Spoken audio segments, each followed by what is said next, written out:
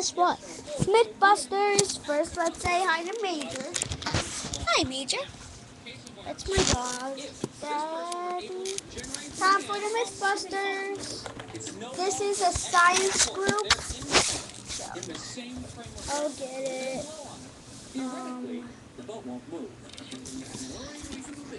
Gotta get so close.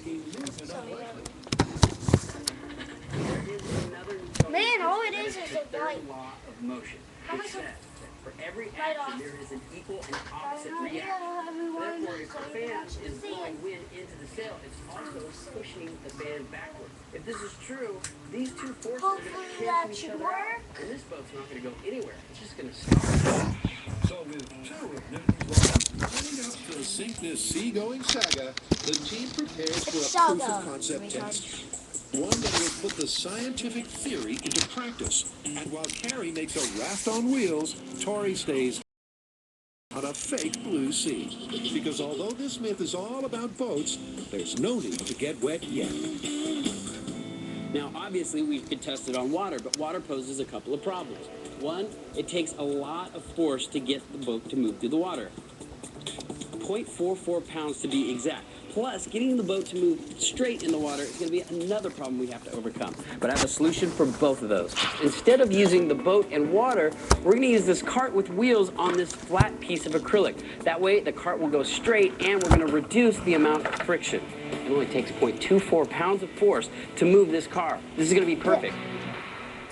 Still to come on Mythbusters. The audio action heats up. There's a sting in the tail. This is Big Bob. And Tori rides back to the future. This is a very bad idea.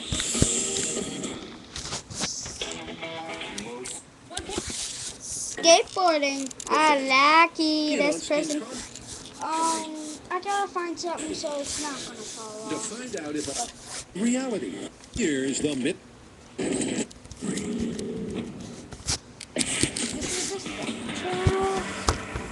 This is a brand new Mythbusters. Over the years, the Mythbusters have tackled a heap of Hollywood tall tales. Until now, the myths have been based upon the tendency of movie makers to suspend reality with physics-defying visual effects. But this time, Adam and Jamie are on the all trail. And to find out if a big screen punch sounds anything like the real thing, Punching a dead pig. I don't get this. I don't get you. I really don't want to hurt this anymore by punching this poor pig. I'm going to make a fist-punching analog. Not a machine. It's going to be pretty simple. It's going to be a combination of this and a combination of that. Here we go. The ballistics gel fist will provide an accurate-sounding skin-on-skin contact, and the leverage of the bat will ensure Adam gets a good solid hit. I think it's ready. That was nice. Let's listen. To the naked ear, it was a marked improvement, but let's get an objective comparison. That was pretty good. All right, let's listen to the movie sound. There's no comparison. If the myth was on the ropes before, it's down for the count now. But if the movie effect isn't a recording of a real punch, what exactly is it? We need to talk to an expert. I think we do. Where are we going to find one? With a resume that includes a heap of Tim Burton blockbusters, Steve knows exactly how to pack a Hollywood punch. Why doesn't our best punch sound like this? You have a punch that sounds like punching a face. The Hollywood one is not about that. It's about drama. It's about selling the story. You might add a whoosh of something like this, a pipe or a dowel. All right. Just a little bit of that leading into the punch is going to give you that sense of the fist really moving fast. I noticed that you had the really good slap sound, but you might want to have a little bit of chest kind of like low end to it. You can either just a little bit of that can give you that sense of kind of a skull underneath that face slap that you got. Yeah. What else? You might want to hear the sound of a skull cracking. Wow. Walnuts. I love it. So those are the individual elements that go to make up a Hollywood punch. And by layering them, you get a result that's rich in texture and depth. take our best punch at the pig. All right, now Steve said it needed some low end. Let's take one of Steve's chest heads. Now he said it needed a whoosh. Let's take one of the swings he made of that little pipe. And then finally, let's add in some bone cracking walnut sounds. And play them all together and see what we get. Yes, but it doesn't change the result. Sound effects are Hollywood fiction.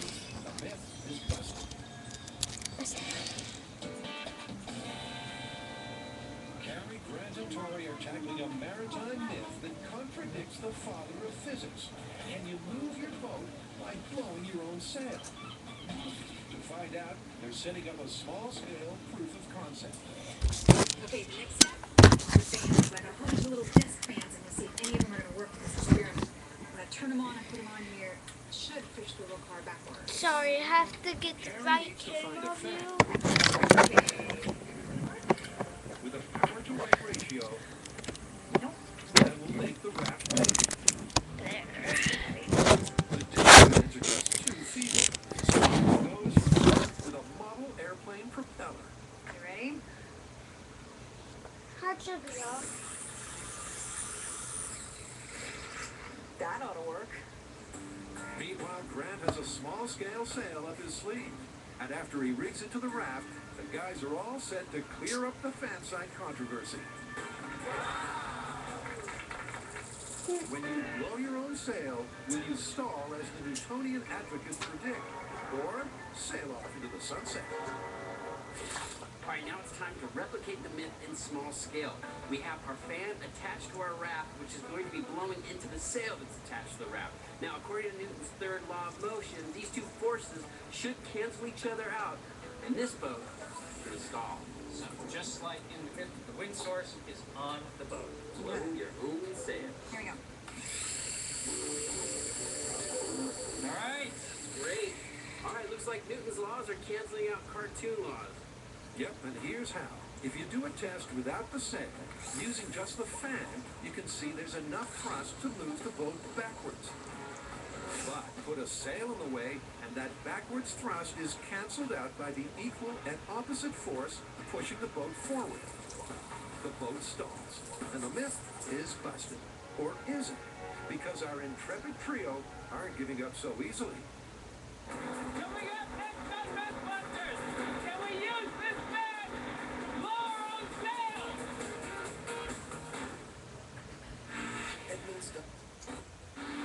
Wait.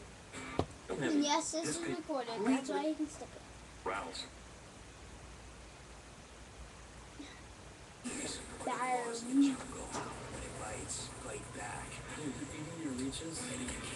Down. I know that might be gross, but it's a survival show. So it has to be gross. Kind of. What do we have next? Well, as you know, the rattlesnake, the venomous rattlesnake, and its iconic warning rattle are completely endemic to the American Western. And what I want to know is the sound we're accustomed to hearing from the rattlesnake actually a real rattlesnake sound? Well, this isn't a rattler. This is a Madagascar tree boa. You are such a buzzkill. She likes you. Yeah, I like her. Anybody that's seen a Western knows the sound that a rattlesnake makes. Is that actually the sound? Or is that a movie construct? So we're going to have to get ourselves a real rattlesnake and see what the sound was. So, Owen, are we going to be able to get him to rattle without freaking him out? Well, this is Big Bob, and just try stopping him. Really? Yeah, He likes to rattle. he likes to talk. This is Big Bob, and this is the classic movie sound effect of a rattlesnake.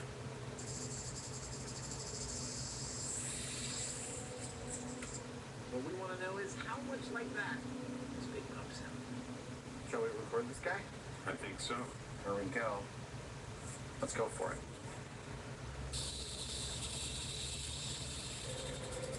Awesome. Okay. That sounded pretty good, but let's get an objective assessment. All right. Let's start with I'm gonna show you. movie rattlesnake. Let me just one video. There. There we go. That's a good dog. That's a good dog. Daddy, right there. Get back to the real, shall we? That is dead on. That's the same sound. Absolutely clear that they use real rattlesnakes to make rattlesnake sounds in films. I think so. Confirmed.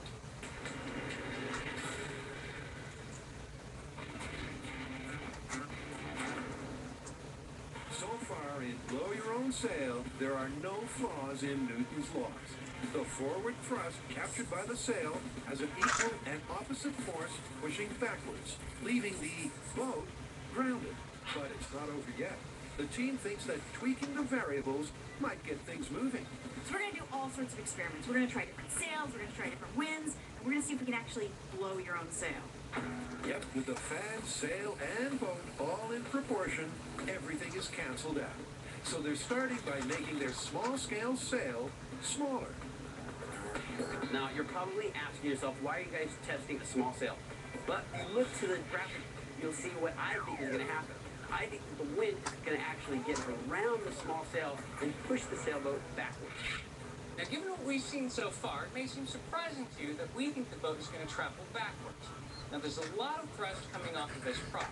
If the size of the sail is small compared to the source of the wind, you may get some of that thrust escaping around the edges of the sail, giving us a net thrust pushing the boat backwards. All right, here we go. 3, 2, 1. Hey, look at that. Cancels itself out. All right, you know what? Should we turn up the speed? Sure. Yeah, let's try it. See what happens.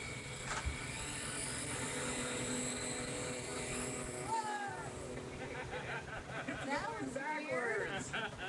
It seems if the sail contains all of the fan's thrust, the boat is marooned. But tweak the sail size and fan speed, and you start moving. However, they're heading in the wrong direction. To reverse that, maybe they need to go bigger. For the next test, we've stepped up the size of the sail. But to do that, we also have to raise the fan so the airstream hits right into the center of our sail. Hopefully this will propel the boat. Ready when you are. Okay, here we go. It's not going forward at all. The forces are still canceling each other out. Can you dial it up? Going 100%. Whoa, that's looking scary. Starting to go. Starting to go. Faster. Moving forward.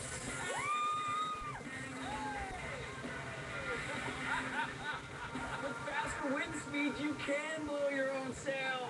Redler, I'm not a sailor and I'm not an aeronautical engineer. This is what I think is happening. So, the fan provides a certain amount of thrust that blows into the sail. The sail, in turn, can only absorb so much of that thrust. The rest of it gets reflected back, leaving us with a net thrust vector, causing the boat to go forward. Yep, the reflection means the sum of the total thrust is in a forward direction. Wait, I just need a lot more wind. A lot more. What is the most wind we can produce? What's the biggest fan we can use? Jet engine. Yeah, that would be Good jet engine. concept, though. Good Next jet on engine. Mythbusters, Oh! blow your own sail, take off. They're using a skateboard to do that. In the Florida swamp, there are What the freak is wrong with him? Let's see.